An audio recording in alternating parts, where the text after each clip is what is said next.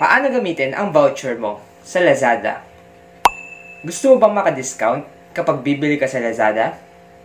May voucher ka pero hindi mo alam kung paano gamitin? Huwag ka mag-alala dahil ituturo ko sa'yo step by step kung paano mo ito magagamit ngayon.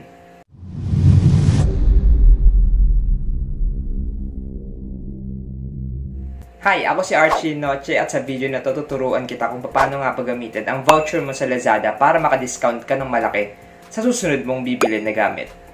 Kahit baguhan ka pa lang sa paggamit ng Lazada, ay madali mo lang itong masusundan. Tara! Okay, so ang unang gagawin natin ay i-open natin yung ating Lazada app. Kung wala pa kayong Lazada app, pwede nyo i-download sa App Store or sa Apple Store. Okay, so i-search muna natin kung ano nga ba yung pangalan or ano yung item na gusto natin bilhin sa Lazada.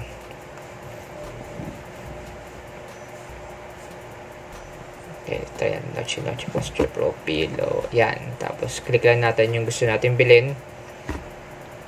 Ngayon, scroll down lang kayo ng konti. May makikita kayong mga vouchers dito sa part na to. Ayan, nakikita nyo. Payday vouchers, minimum spend. Okay, tapos scroll down nyo pa. Meron pa rin mga libreng vouchers na pwede nyo i-collect.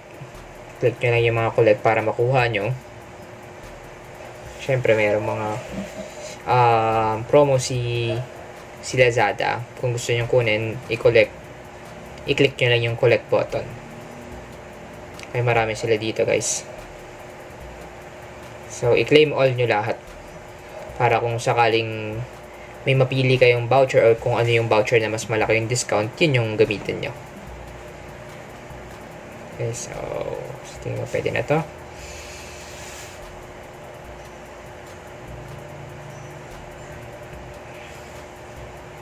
Yan, try natin yung buy now.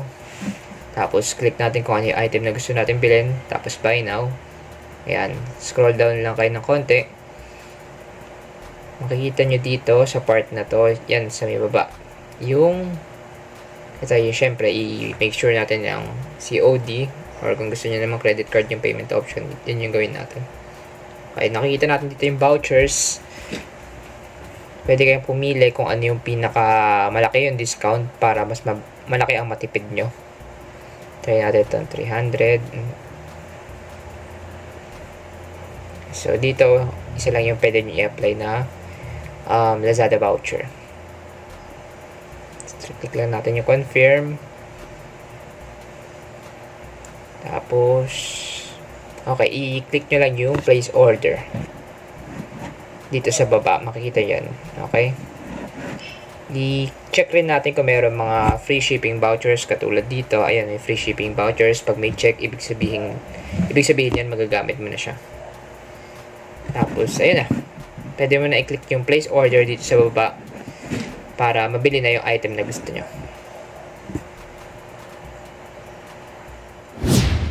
Di ba madali lang? Sa susunod na bibili ka sa Lazada, siguraduhin mo na gamitin mo ang lahat ng voucher para makatipid ka ng malaki. Naglagay ako ng free vouchers sa description box sa baba. I-claim mo muna bago ka mag-checkout. I-click lang ang link sa baba. Tapos piliin ang item na gusto mong bilhin, apply lahat ng vouchers, bago mag-checkout. Kung sa tingin mo na nakatulong itong video na to, i-click ang like, subscribe, at i-comment sa baba kung anong next tutorial na gusto mong ituro ko. Thank you and see you in the next vlog.